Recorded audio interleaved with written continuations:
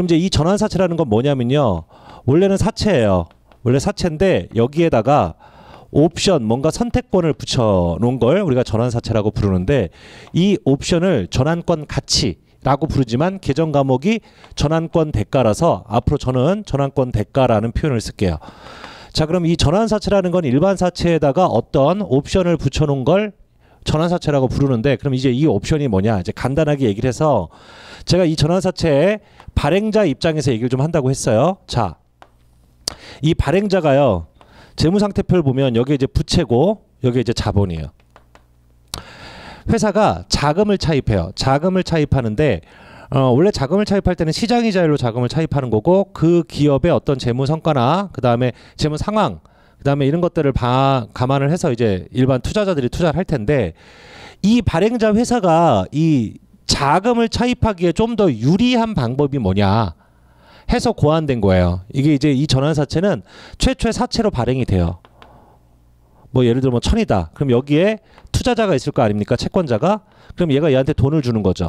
돈을 주는데 이 사채 발행자 입장에서는 만기 시점에 투자자한테 이 1000원을 갚는 그런 게 일반적인 사채란 말이에요. 근데 여기에다가 옵션을 붙였어요. 어떤 옵션이냐면 이 투자자가 만기 이전에 원금을 상환받는 대신 이 회사의 주식을 받아가는 거예요. 얘의 권리에 의해서. 근데 이 투자자 입장에서는 예를 들어 만기에 1000원을 원금 1000원을 받을 그런 상황 하에서 만약 주식을 10주 받기로 약정이 돼 있다라고 한다면 실제 권리 행사를 하는 시점에 이 회사의 주식 가격 10주가 1000원보다 더 높은 금액이라면 당연히 얘는 원금을 상환받는 대신 주식으로 상환을 받을 거라는 거죠.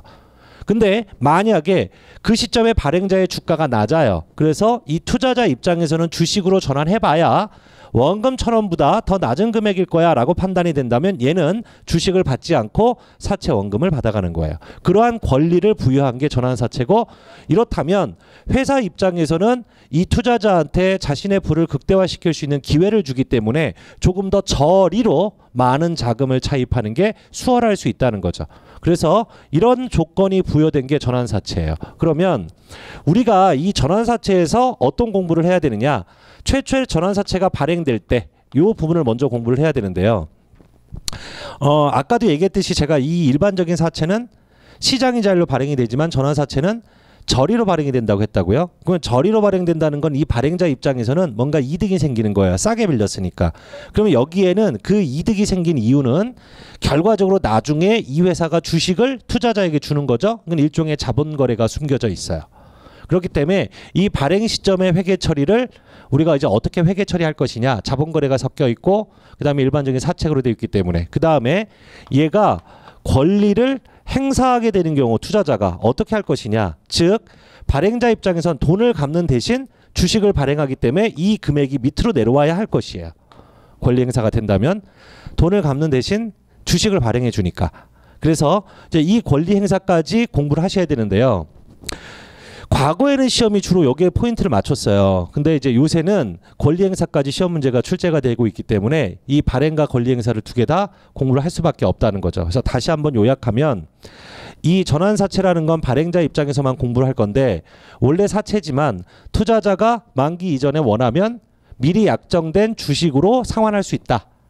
그러한 옵션이 부여된 게 전환사채고요. 그렇다면 회사 입장에서 돈을 꾸게 되면 부채인데, 돈을 갚게 되면 부채가 소멸되고 주식을 발행해야 되는 그 권리 행사의 시점에 붕괴가 존재한다. 이렇게 먼저 이해하고 시작을 하도록 할게요.